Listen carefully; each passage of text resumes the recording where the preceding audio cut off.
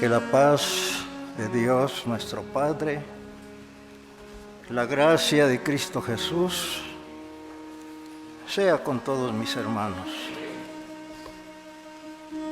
Le hemos pedido al Señor su ayuda y Él, que conoce nuestra necesidad, Él nos va a dar en esta mañana su ayuda en el nombre de nuestro Señor Jesucristo. Vamos a leer Segunda de Pedro, capítulo 3, del verso 15 y verso 16.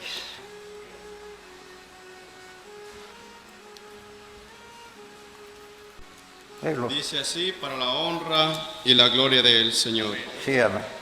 Y tened entendido que la paciencia de nuestro Señor es para salvación, como también nuestro amado hermano Pablo, según la sabiduría que le ha sido dada, os ha escrito, casi en todas sus epístolas, hablando en ellas de estas cosas, entre los cuales hay algunas difíciles de entender, las cuales los indoctos e inconstantes tuercen, como también las otras escrituras para su propia perdición, para la honra y la gloria del Señor. Para la honra y la gloria del Señor Jesús. Sí, amén. Tomen asiento, por favor.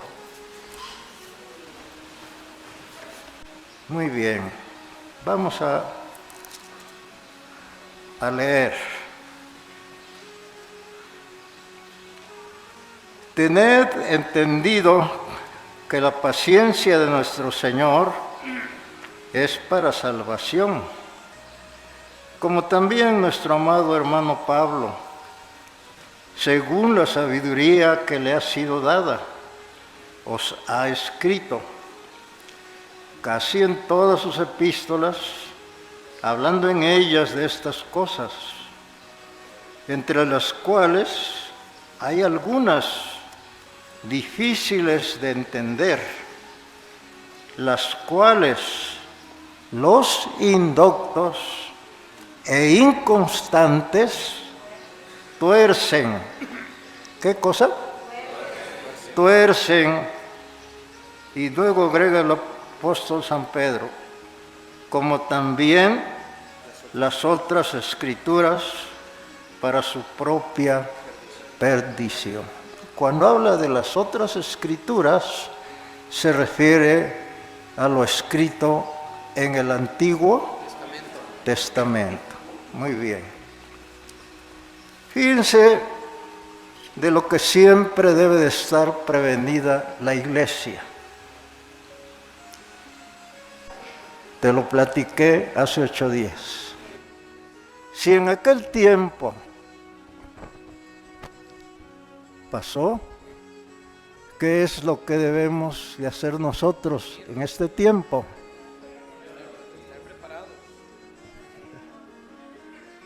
Sí, hermanos, por eso hace 8 días la Escritura nos decía que así como en el Antiguo Testamento hubo falsos profetas, que ahora en esta era de la restauración de la Iglesia del Señor, ¿qué peligro se cernía sobre la Iglesia? Que también no dijo, a lo mejor habrá, no, el Espíritu de Dios sabe lo que va a pasar. Y dice, habrá hombres, ¿qué cosa? Sí, que enseñarán herejías ¿de qué? De perdición, ya lo comprobamos.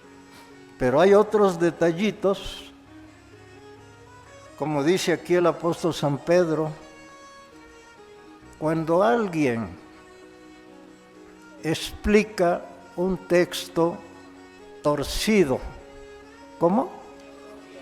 Que eso tiene que saberlo la iglesia, eso lo tienes que entender tú. ¿Cuándo es cuando tú alcanzas a distinguir de un texto bien explicado y un texto torcido, y un texto explicado, pero de una manera ¿cómo? Torcida. Estás capacitado, hermano. ¿Estás capacitada, hermana, para saber hacer esa diferencia? De veras, ¿estás seguro que estás capacitado? Porque esta mañana yo te voy a comprobar que tú has comprobado y que tú has aprobado algunas desviaciones en la explicación de algunos pasajes. Y hay cositas que tú estás creyendo que no están bien, ¿qué cosa? Y una de ellas, voy a apostar que no lo captaste. Y un texto que se ha venido moviendo a través de los años, explicado incorrectamente. Fíjate bien. Ya en el tiempo de la iglesia primitiva encontramos desviaciones. Te voy a leer en Colosenses 2, 18 y 19.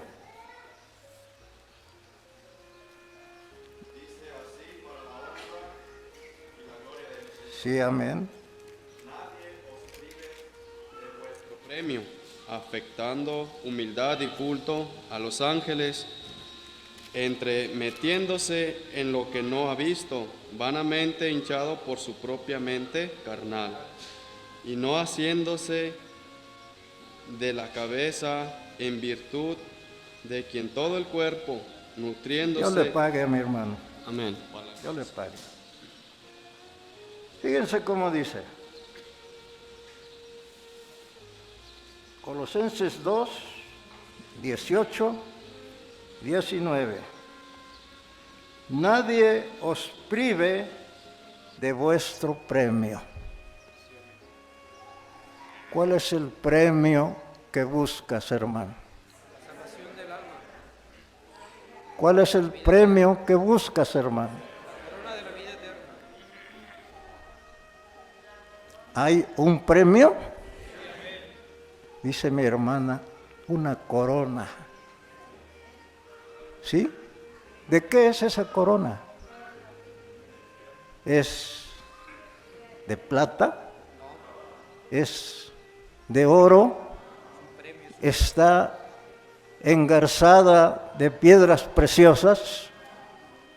Eso es una baratija comparado con el premio que hay para los que seamos fieles hasta el fin. Es la corona de la vida eterna. Hay peligro de que ese premio, después de haber militado mucho tiempo en la iglesia, absteniéndote de muchas cosas, hay peligro de que alguien te eche a perder ese premio. No lo digo yo. ¿Quién te lo está diciendo? Un apóstol de Dios. Fíjense bien. Dice, por tanto, nadie, 18, nadie os prive de vuestro premio.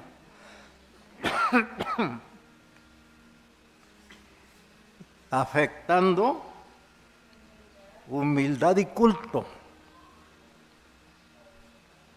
¿A quiénes? Los ángeles. A los ángeles.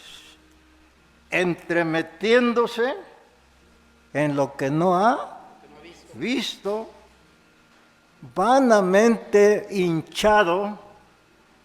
¿Cómo? Vanamente hinchado. ¿Cuál es el origen? Hinchamiento. ¿Cuál era el motivo? ¿Ya se te olvidó cuál era el móvil de los falsos maestros? El comercio, el dinero. Bueno, ahora, ¿cuál es la razón? Otra de las causas. ¿Cuál es? Esta es otra de las causas. ¿Cuál es? El hinchamiento. Cuando el hinchamiento, que es una ramificación de la soberbia, y la soberbia es un espíritu del diablo, el hombre se trastorna en su mente. ¿Hasta dónde llegó el trastorno de estos hombres? Que empezaron a querer meter en la iglesia. Porque algunos hermanos como que no me entendieron y al pararse a hablar se pusieron a hablar de las herejías de la Iglesia Católica y de las herejías de las iglesias. No, esas no nos interesan. Esas están de nosotros totalmente, ¿qué? Los únicos que se deben de aplicar a eso son los que salen a la obra. No, los más peligrosos, ¿cuáles son? Los internos. ¿Qué enseñanza estaban introduciendo en la iglesia primitiva? El culto a los ángeles. ¿Hay pasajes bíblicos que se pueden utilizar para eso? Pregunto, ¿hay pasajes bíblicos que se pueden utilizar creyendo que los ángeles pueden ser entre nosotros y Dios? Intermediarios. ¿Sí hay? Muy bien. No nos vamos a extender en eso, porque el tiempo se nos va. En el tiempo que tú llevas en la iglesia, ¿alguna vez se te ha enseñado que se les debe de rendir culto a los ángeles? Pero sí se nos ha enseñado. En el libro de Apocalipsis, que cuando el apóstol Juan fue llevado en espíritu y vio la grandeza de un ángel, ¿y qué hizo él? ¿Qué le dijo el ángel? Fíjate qué curioso. Eso sí se nos ha enseñado, que los mismos ángeles jamás van a ¿qué cosa? Aceptar que se les rinda culto, porque el hincársele ante ellos es rendírseles ¿qué? Sin embargo, en la iglesia primitiva, ¿qué clase de hombres surgieron? Unos son, en el primer texto que leímos, unos lo hacen porque son indoctos. Y aclara la Escritura que son indoctos porque son ¿qué? Inconstantes. ¿Por qué son indoctos? Porque son inconstantes. No crecen en el conocimiento de la doctrina. Y a causa de esa ignorancia, ¿qué es lo que hacen con algunos textos o pasajes de las Sagradas Escrituras? Las tuercen. Y aquí encontramos a unos. Estos no es la ignorancia, esto es la soberbia. Porque yo tengo que irte explicando los motivos. Por tanto, nadie os prive de vuestro premio, afectando humildad y culto a los ángeles, entremetiéndose en lo que no ha visto, vanamente hinchado por su propia mente carnal. De espiritualidad de Dios no hay nada. Cuidado con esa clase de herejías, de torceduras. Muy bien. Dice 1 Timoteo 6, 3, 4.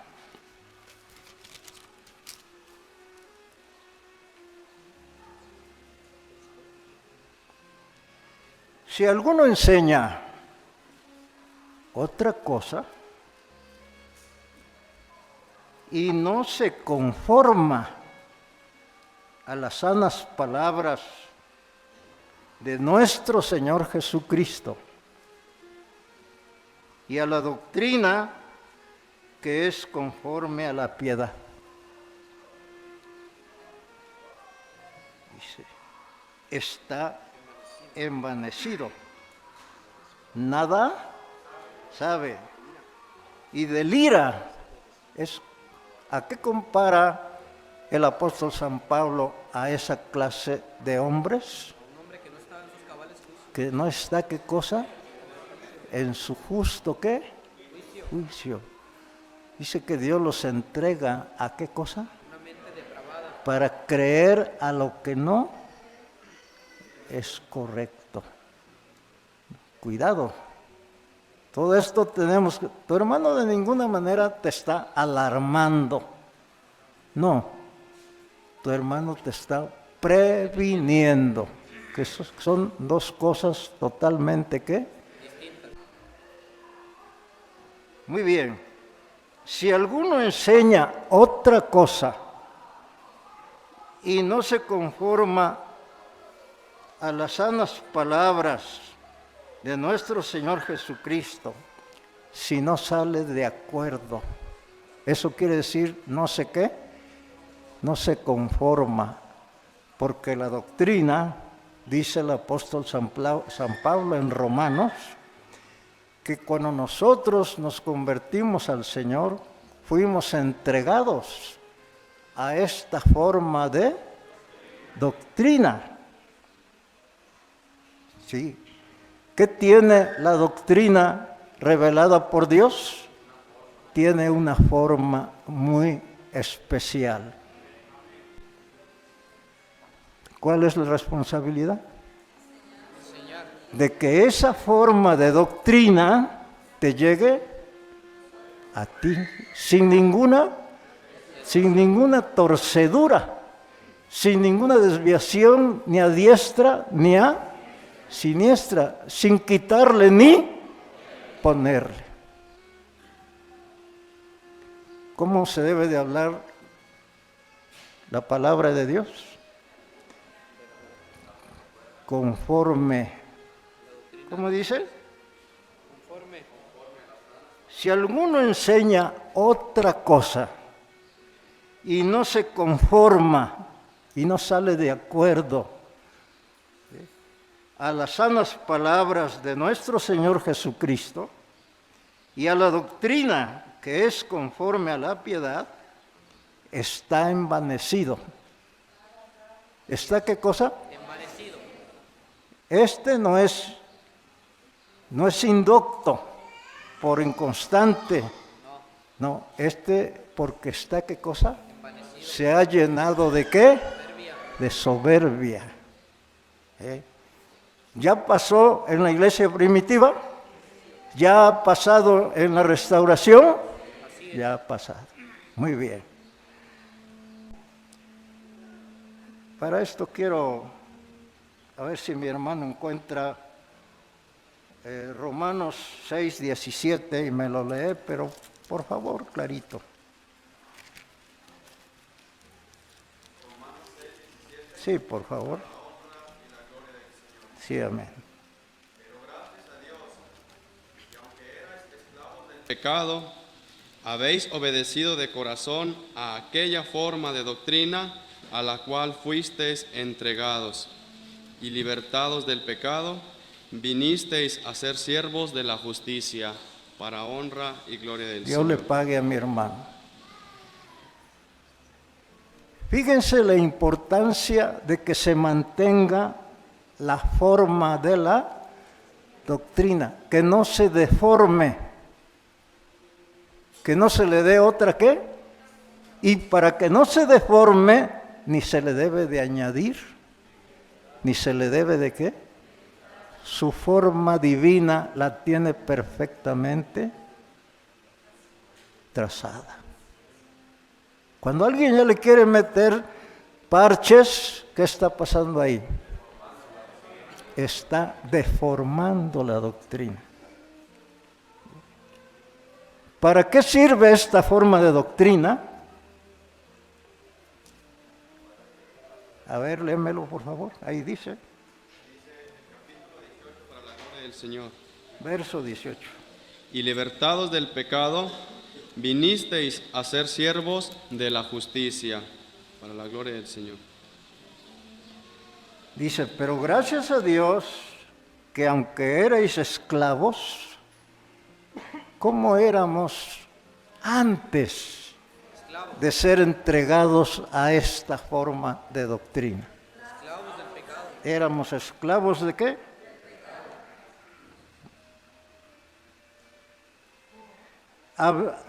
Dice, pero gracias a Dios que aunque erais esclavos del pecado, habéis obedecido de corazón aquella forma de doctrina a la cual fuisteis entregados. Y libertados del pecado, vinisteis a ser siervos de la justicia. Hubo una transformación. ¿Sí? ¿Qué le sucede al hermano cuando se bautiza? Muere el viejo hombre y ¿qué? Y nace una nueva. ¿Quién se encarga de modelar a esta nueva criatura? A partir de ahí, dice, tu vida se convierte como la senda del justo. ¿Que va de qué? De aumento y hasta alcanzar la ¿qué? Perfección. Sí. Eso es lo que hace esta forma de doctrina. Y si la modificamos, Pierde su forma. si le quitamos tantito, Ya no es la doctrina. si le aumentamos un poquito, Ya no es la sana doctrina. dijo el apóstol, un poco de levadura. Deuda toda la masa. Ah, muy bien, qué bueno. Vamos adelante entonces.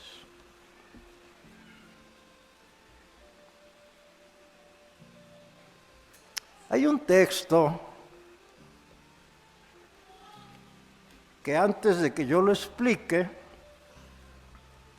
yo quiero que ustedes me ayuden a explicarlo. Primero lo van a explicar ustedes. Vamos a leer en el Evangelio de San Juan,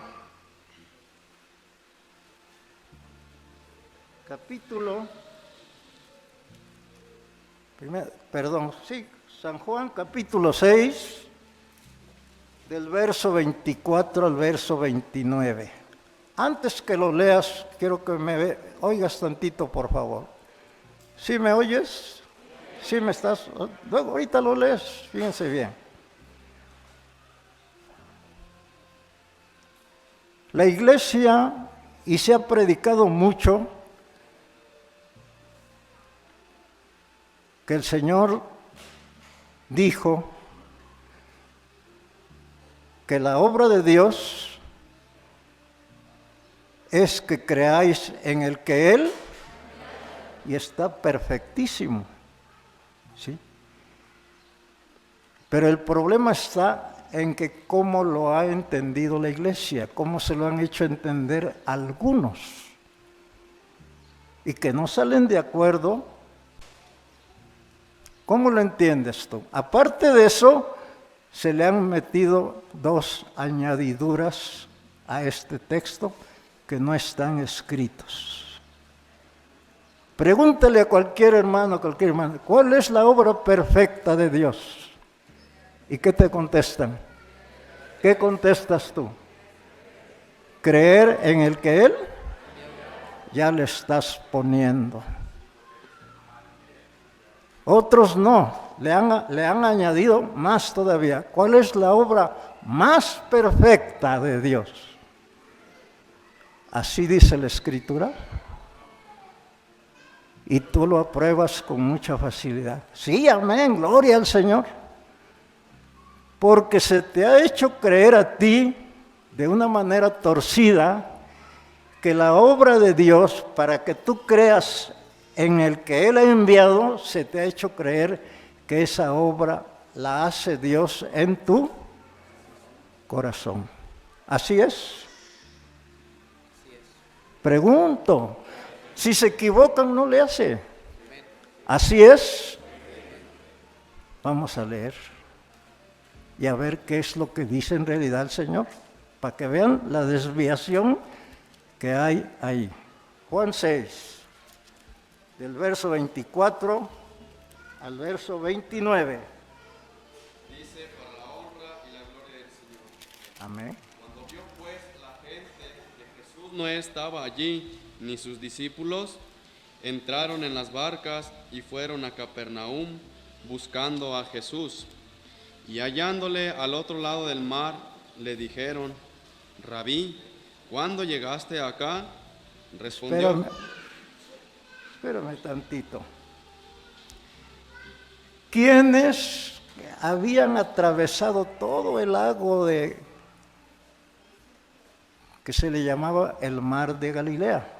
Pero en realidad no era mar, era un lago enorme. ¿Quiénes son los que van afanosamente remando? No había motores fuera de borda, no se inventaban todavía. ¿Quiénes iban apretujados en lanchas remando buscando al Señor? Aquellos 5,000 que se habían alimentado por la multiplicación que el Señor había dicho de los panes y los peces. Cuando el Señor vio las intenciones malas de aquellos hombres, malas porque su deseo no era espiritual. ¿Qué era lo que los movía a buscar al Señor? Aquí lo dice el Señor. Dice, y hallándole al otro lado del mar le dijeron, Rabí, ¿cuándo llegaste acá? Como diciendo, ¿por qué no nos avisaste? Nomás te nos desapareces. Y vienen sudando, exponiéndose a que los agarrara, porque esos lagos grandes, cuando vienen ciertos vientos, se ponen como el mar, se hacen olas. Ahí hubieran quedado ahogados un montón de vividores. Les contesta el Señor. Respondió Jesús y les dijo, de cierto os digo, que me buscáis no porque habéis visto las señales, sino porque comisteis el pan y os jactasteis. Como que ellos lo que esperaban es que el Señor los hubiera compadecido. ¿Qué esperaban? Pues cómo, sin duda se iban turnando los remos. ¿Cómo llegarían? ¿Qué esperaban del Señor?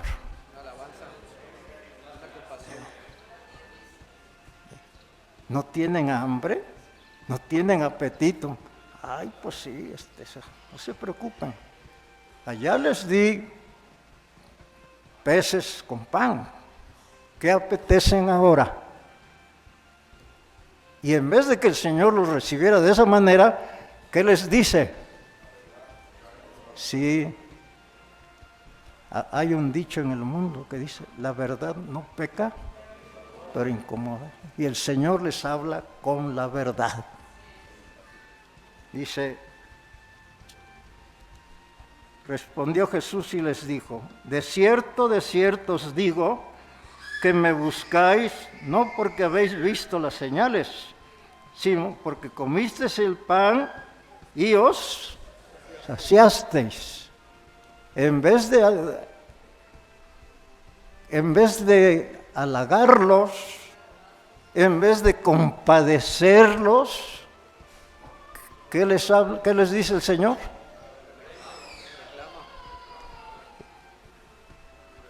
Y les dice, ahorita ustedes trabajaron mucho, porque ¿qué se tiene que hacer para mover una lancha llena de gente? Y les dice, ese trabajo hubiera tenido gran valor. ¿Cuál hubiera sido el gran valor de ese trabajo? Si lo hubieran hecho por la comida espiritual. Dice, trabajad, no por la comida que perece. ¿Por qué habían hecho ese trabajo tan cansado, tan fatigoso, y exponiéndose al peligro de quedar hundidos a la mitad del mar? ¿Tan solo para qué cosa? Para llenarse sus vientres. Y les dice, de cierto os digo que me buscáis no porque habéis visto las señales, porque al haber visto aquellos, como el Señor con una oración, ¿qué pasó? Se multiplicaron los poquitos peces, los poquitos ¿qué? Comieron todos y recogieron lo que sobraba, y resulta que sobró más de lo que había al principio. Y les dice el Señor, toda esta obra que hicieron de venir exponiéndose a morir, si lo hubieran hecho por el alimento de su alma, hubieran sido bienaventurados.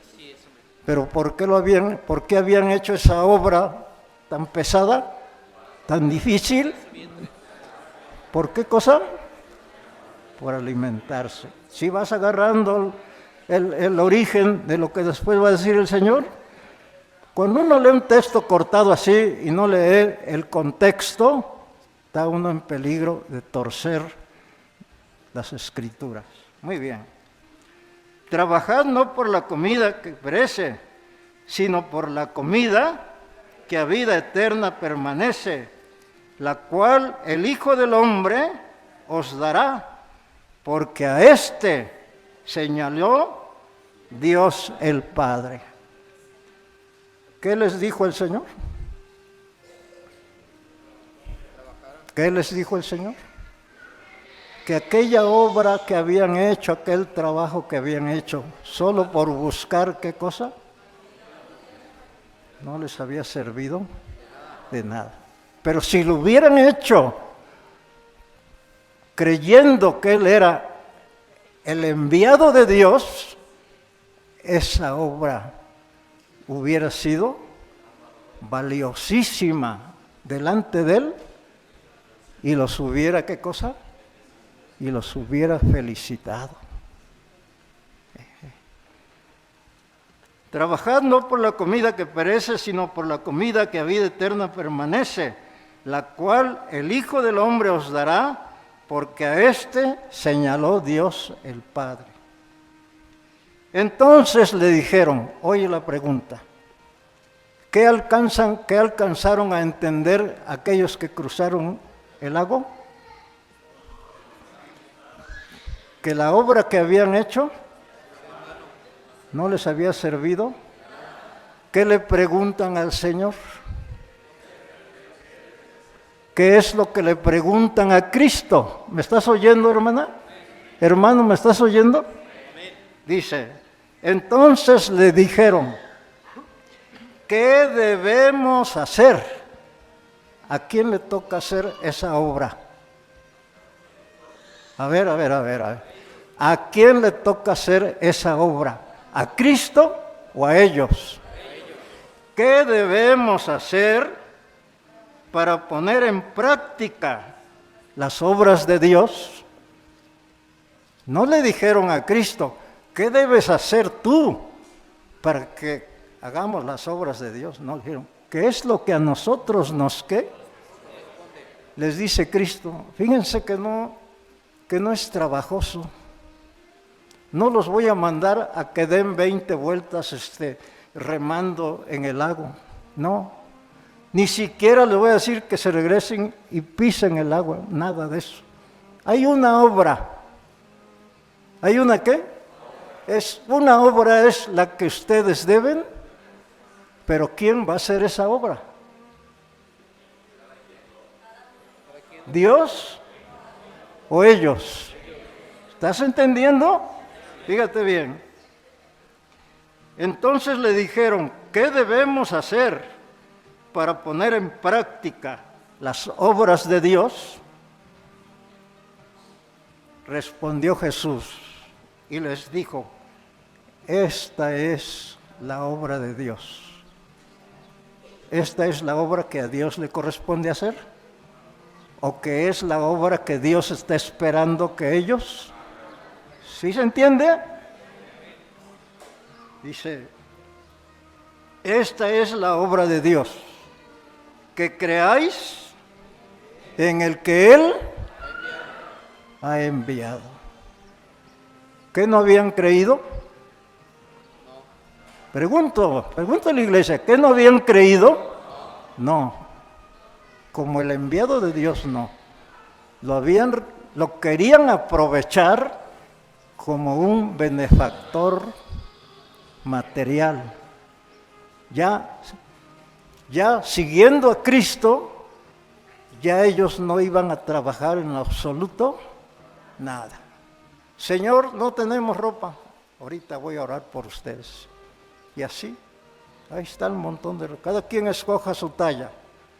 Señor, pues ya tenemos hambre, recuéstense, vamos a orar. Y ya aparecen los peces. ¿Qué querían que fuera Cristo para ellos? Y ellos convertirse en hijos de Dios, en unos mantenidos, en unos ¿qué? Aprovechados. Pero Cristo no vino a eso. Cristo no vino a salvar la carne. Cristo vino a salvar las almas de los. Yo sé que se te va a hacer difícil porque esto se te ha arraigado por años, pero yo te lo estoy explicando detenidamente. ¿Eh? Cuando el Señor les dice, todo ese trabajo que hicieron no sirvió de qué? De nada. Se quedan ellos. Bueno, porque pues la comida, ¿cómo estuvo? Estuvo buena y hubo en abundancia y así nomás. No, ellos no querían perder la oportunidad, pero ellos ¿en qué siguen pensando? ¿En lo material o en lo espiritual? Entonces le dijeron, ¿qué debemos hacer? ¿Quiénes preguntaron qué debemos hacer? No le dijeron, bueno, Señor, entonces, ¿qué debes de hacer tú? ¿No? ¿A quién le toca hacer esa obra? ¿A Dios? Pregunto, ¿Dios te hizo creer a ti a la fuerza? Entonces, ¿a quién le toca hacer esa obra? Hermano, está tan claro, pero te han retorcido la mente y se te ha pegado. Dice, y de predicar el evangelio a toda el que creyere. Sí, y agarraban los apóstoles y le aplicaban una llave, les picaban los ojos. ¿Crees en Jesucristo? No, sí creemos, órale pues. ¿Así? No, el que creyere. Es un acto voluntario. A nadie se le salva a la fuerza. A nadie se le va a hacer creer en el enviado de Dios a la fuerza. Las checuras, un texto con una añadidura no es de Dios. La obra perfecta, ¿qué le añadieron? Como diciendo que hay obras que Dios hace y que algunas no son perfectas, y que algunas son perfectas y que algunas son imperfectas. ¿Te fijas todo lo que se mete en una desviacioncilla nomás de una palabra? Y luego otros no quedaron conformes. La obra más perfecta. Eso no está en la Escritura. Entonces le dijeron, ¿qué debemos hacer para poner en práctica las obras de Dios? Dije, bueno, pues todo lo que hicimos ahorita nos falló, no sirvió de nada. Pero ahora queremos oír de ti qué es lo que debemos hacer ¿para qué? ¿Para qué? Para que Dios haga la obra en nosotros, ¿no? Dice, ¿qué es lo que debemos de qué? Para poner en práctica. ¿La qué? Las obras de Dios. ¿Qué les dijo el Señor? Miren, vayan, corten un par de nopal cada quien, échense uno a la espalda y otro a la pared, y denle 10 vueltas al lago. Eso quiere Dios, ¿no? Hínquense y de rodillas hasta que lleguen aquí sangrando. Esa es la obra que Dios quiere que hagan. No, es tan fácil. ¿Es tan qué? Es tan fácil. ¿Cuál es la obra que Dios estaba esperando de aquellos que oyeran a su Hijo? Que creyeran que Él era el enviado de ¿quién? Esa es la obra que a nosotros nos toca hacer. No hacernos a un lado y que Dios sea el que haga qué cosa. No, sí, Él que me haga creer, Él que me salve y Él que me meta al reino de los cielos a empujones. ¿Así? No. ¿Cuánto tiempo has apoyado un texto que no está torcido? En las Sagradas Escrituras está perfectamente porque es parte de la revelación divina, pero a alguien se le ocurrió decirlo y luego siguieron bastantes. Lamentablemente las herejías se pegan con mucha facilidad. ¿Cuántos de ustedes, aunque estamos ahorita con calma, meticulosamente explicándolo, no lo van a aceptar? Pero bueno, yo cumplo con mi deber. Fíjense a lo que conduce dar oído a doctrinas que no son conforme a las palabras de nuestro. ¿Cómo salió ahorita esa creencia que se ha extendido? Y esta es la obra más grande, esa parche de más grande. Cuando que a la Escritura no hay que añadírsele, en que han convertido una gran enseñanza de Cristo, la han hecho entender al revés. ¿Sí? Esta es la obra más grande de Dios, que creáis en el que Él, y a quién le atribuyen que debe de hacer esa obra, a Dios. Y así dice aquí en la Escritura, ¿a quién le corresponde hacer eso?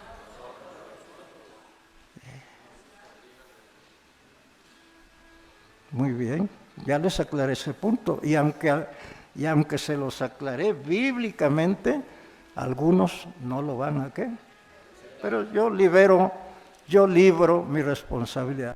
¿Te fijas? ¿Hay peligros o no los hay? ¿Debe de estar prevenida la iglesia o debe de seguir así nomás? Yo cumplo con mi deber. Si tú quieres atender, qué bueno. Si estoy equivocado, bueno, califícame así, pero yo estoy delante de Dios. Pero te estoy hablando con pruebas en la mano. Este lugar no es para hablar mentiras. Este lugar es el ministerio de la palabra de Dios.